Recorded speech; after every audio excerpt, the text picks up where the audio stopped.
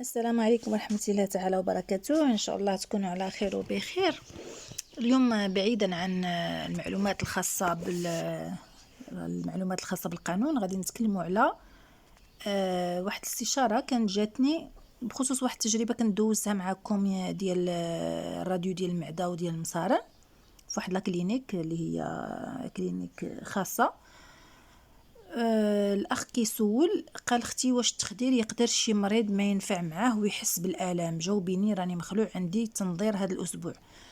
عموما هذا الاخ هذا كان خلى لي هذا الميساج هذه مده، وصراحه ما كانش طالع عندي، كاين شي ميساجات ما عرفتش انا فين تيمشيو. المهم تا فجاه تلقاهم بواحد لادات قديمه. عموما هذه يعني يستفد منها الجميع. وقلت انني عوض ما نجاوبو هكا غير في الخاص يستفد الجميع. بالنسبه للناس اللي كيديروا التخدير وبغاو يديروا الراديو ديال المصارن او الراديو ديال المعده، فإلا كان في التخدير ما كتحس حتى بشي حاجه، بهذا المعنى هذا ما تتحس بوالو، كتنعس كتفيق كتلقى راسك بحال يعني ما كاين حتى شي حاجه. بالنسبه لهذا الراديو ديال المصارن تيعطيوك واحد الدواء كيكون تيجري يعني الكرش باش كتخوى الكرش. دو بلوس راه تيعطيوكم واحد النظام غذائي تمشيو عليه واحد المده ديال 3 ايام باش المصارن ديالكم تيخواو. وهما اصلا راه في الوقيته اللي كيبغيو يديروا لكم الكولوسكوبي راه تيخويو المصران حتى هما باش كيكون المصران خاوي وباش كدوز الكاميرا كيبان لهم داكشي واضح، يعني باش ما يبقاش شي واحد يقول ويلا ما خواتش ليا كرشي ويلا يعني انت كيعطيوك واحد النظام غذائي اللي يعتمد على السوائل بحال الشيشه، زعما داك البلبوله ديال سميده ولا هذا. شي حاجه خفيفه، ما يكونش الماكله فيها تصبغات بحال الباربه ولا شي حاجه، لان خص المصران ديالكم يكون كلير، يكون واضح، يكون الماكله اللي كتاكلوا تكون ما تاكلوش الخبز، ما تاكلوش الدجاج، ما تاكلوش اللحم، ما تاكلوش شي حاجه اللي كتعمر المصران. عموما الفطور ديالكم يكون بسيط، الغداء بسيط، كيعطيكم يعني هذا نظام لمده 24 ساعه، ماشي 3 ايام، عفوا 24 ساعه. بحال اليوم تقيل تشرب هذاك الدواء وانت كتمشي للطواليت، هذاك هو اللي كيدير شويه المشكل، لان داك الدواء تيخليك تخرج بصفه مستمره للطواليت اعزكم الله، فكيولي عندك واحد شويه ديال الطياب. راني شرحت في واحد الفيديوهات سابقه كيفاش تتعامل مع هذه الحاله، وان الانسان ينشف شاك فوا، يدخل ينشف مزيان ويدهن شويه ديال الزيت ولا شي بوماده اللي تتكون شويه خاصه بهذيك المنطقه لا فارماسي صافي. هي اوكان سوسي، زعما راه ماشي هذا ماشي شي حاجه خطيره، ماشي شي حاجه غراف. كاين الناس اللي قالك تيشربوه ما تيطرا لهم والو، يعني ما تيخويوش كرشهم، ما تنظنش، مستحيل، ما يمكنش، حيت هذاك الدواء غير كتشربوه 5 دقائق نص ساعه كاع ساعه المكانه كيبدا يعطي المفعول ديالو. وراه شرحت عليه وهضرت عليه. هذاك الدواء هو اصلا ما يمكنش تاخذوه. سولتني واحد السيده واش الحامل تاخذو؟ الا ممنوع الحامل تاخذو. واش ناخذو مني الراسي؟ الا ممنوع تاخذو. المهم هادو غير تجارب ديالي، انا لست بطبيبه ولا ممرضه ولا حتى حاجه، ما عنديش علاقه بهادشي كامل، فقط قسمت معكم التجارب ديالي من اجل الاستفاده فقط. كما كنقول دائما هذه القناه خاصه يعني انا تنفيد الناس في كل ما يمكن يفيدهم، يعني تنعطي واحد المعلومه ولا نعطي استشاره سواء في القانون ولا من التجارب ديال الحياه العامه ديالي باش الناس يستفدوا فقط. عموما كما قلت هاد الدواء هذا الانسان ما ياخذوش حيت هو دواء في الاصل ديالو، ما يمكنش حيت انت فيك لا كونستيباسيون تمشي تاخذو. بزاف الاسئله جاوني بحال هكا، غير بغيت نقي المصران ديالي نمشي ناخذو. كاين الناس اللي خداوه قالوا فعلا، قال لك عمرات واحد 5 لتر ديال الماء وخوات فيه ديك الخنيشات، حيت فيه داك الباكي فيه 3 الخنيشات، خواتهم في داك بيدو د الماء وبقات كتشرب النهار كامل ودارت الديتوكس راسها.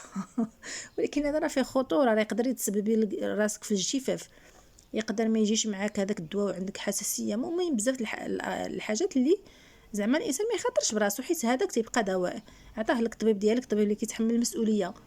اما تاخديه منك راسك راه مغامره. اون توكا هو مجرد فيه املاح معدنيه وكي فيه واحد الماده اللي كتجري الكرش، يعني هو ماشي خطير، ولكن الانسان ما يمشيش ياخذو منه راسو تو سامبلومون.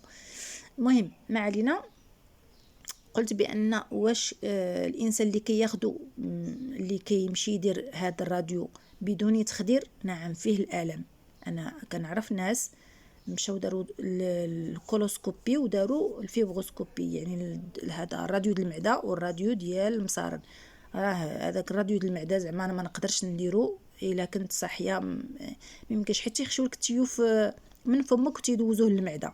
تخيل انت غتخشي غير صبعك تتبغي التقيه، فما بالك الا يدخل لك تيوب بالكاميرا حتى المعده ديالك، وخصك لو ماكسيموم زعما المينيموم واحد 10 دقائق ولا زعما باش يسالي الطبيب الخدمه ديالو. دونك ما تقدرش تستحمل، يعني خصك غتبقى. المهم نتوما عارفين الحاله. بما انه كيدار بالتخدير فما كتحسبوا له شويه ديال داك لو في باش كيدخلوا لك داك التيوف فمك، تيبقاو يجرحوك شي شويه هكا في الحلق ديالك وصافي. يعني ماشي شي حاجه كتحس بحلقك طايب، يدخل كامل، يدخل التيوب من هنا من هنا من هنا، كيقيس لك في الحلاقم ديالك، تيقيس سي نورمال، كي بحال اللي كيجرحك شي شويه في الحلق ديالك. ولكن ماشي شي حاجه غراف، ماشي شي حاجه اللي غتخرج من بعدها تاخذ دواء ولا غتلقى راسك ماشي شي نورمال ولا صافي. كدوز ديك نص ساعه 20 دقيقه كاع ماكسيموم، كتخرج كيديوك لبلاصتك. الا كنتي مخدر كيرجعوك بلاصتك، كتنعس. تيدخلوك هذا تتحيد بطبيعه الحال، تتحيد حوايجك كاملين لان كيدخل البلوك باش كيديروا لك هذاك الشيء بلاصه ديال البلوك. كتخدر، كيجي الطبيب ديال التخدير، كيجي طبيب ديال القلب، كيجي. يعني ما يمكنش انت تمشي لشي مكان وراه غالي، تيدار بشي كدا و40,000 ريال، يعني شي كدا شي 2000 درهم وزياده.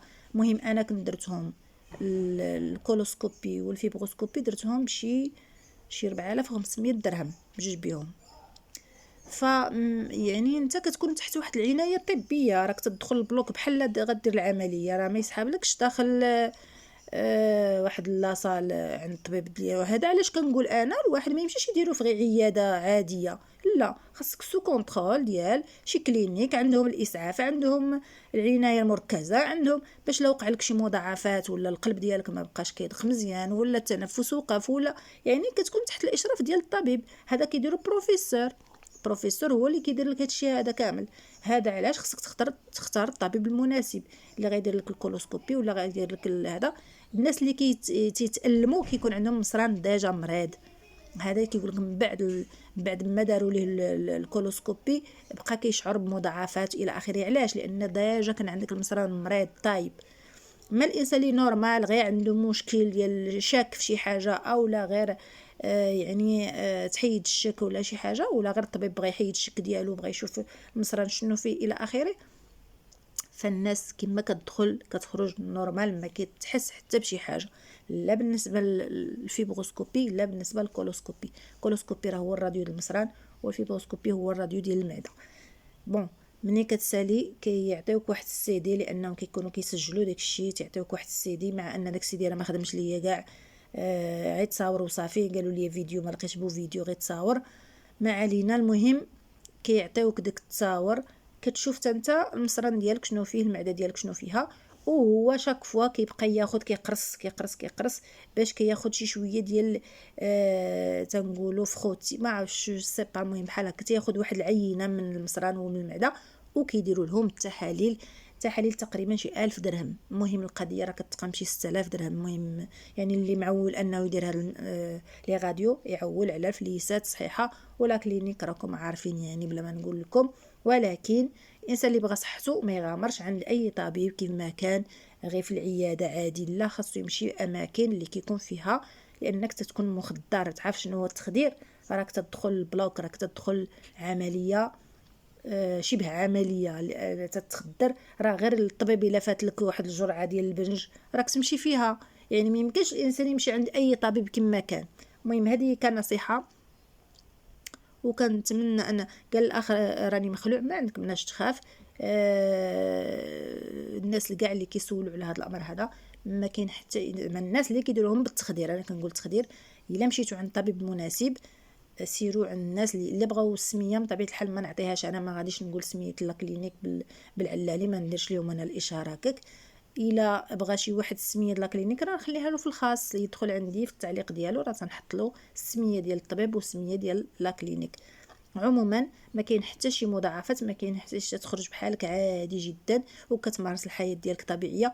جاني سؤال اخر، واش من بعد هذاك الكولوسكوبي كتبدا تحس بلا كونستيباسيون كتجيك؟ لا، ما يمكنش تحس بلا كونستيباسيون من بعد هذا الاجراء هذا، لان هذا غير اجراء عادي. كتمشي تدخلوا لك واحد الكاميرا كيشوفوا المصران ديالك، ومن بعد يعني النظام الغذائي ديالك هو اللي غيدير لك لا كونستيباسيون، ويمكن لك تراجع الطبيب ديالك من طبيعه الحال.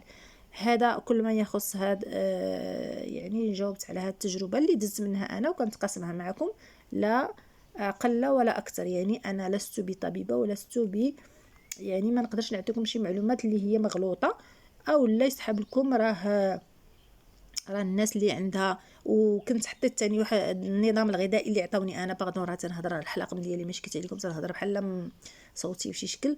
المهم يعني الناس اللي تيقول لك لا راه النظام الغذائي ماشي هكاك، راه النظام الغذائي تيعطيه لك الطبيب، تيقول لك ها الريجيم اللي غتاخذ بوندون هاد 24 ساعه. كاين اللي تيقول لك كل خضره، كاين اللي تيقول لك كل دجاج، كاين اللي تيقول لك كل هذا، كاين اللي تيقول لك شرب الحليب، كاين اللي يقول لك ممنوع الحليب، كيقول لك شرب هاد الحاجه، والاخر تيقول لك ممنوع. حيت لقيت انتقادات تنتقدوا على شي حاجه خاويه، ما فهمتش علاش. لا ما خصكش تقولي بحال هكا، لا خصك تقولي. راه انا تنقول لكم التجربه ديالي، ما تنقول لكمش تجارب الناس، حيت انا ها شنو عطاني الطبيب، وعطيتكم ورقه شنو عطاني ناكل فيها. راه تيكتب لكم ها المأكولات اللي تاكلوا، ها المأكولات اللي ما تاكلوش. ما تاكلوش كسكسو، ما تاكلش كذا، ما تاكلش البيض، ما تاكلش. يعني تيعطيك النظام الغذائي هو مكتوب في الورقه كذا كذا كذا كذا. تيسميها لك الكسكس كذا، البطاطا يعني مثلا كيسمي لك. وانا عطاني هكاك، انت ما عطاكش الطبيب ديالك هكاك، اذا تبع الطبيب ديالك، ما تبعينيش انا، تبع الطبيب ديالك شنو قال لك. عموما تتمنى شفاء للجميع ان شاء الله، والله يدوم عليكم الصحه والعافيه، ونتلاقاو مع فيديو اخر ان شاء الله.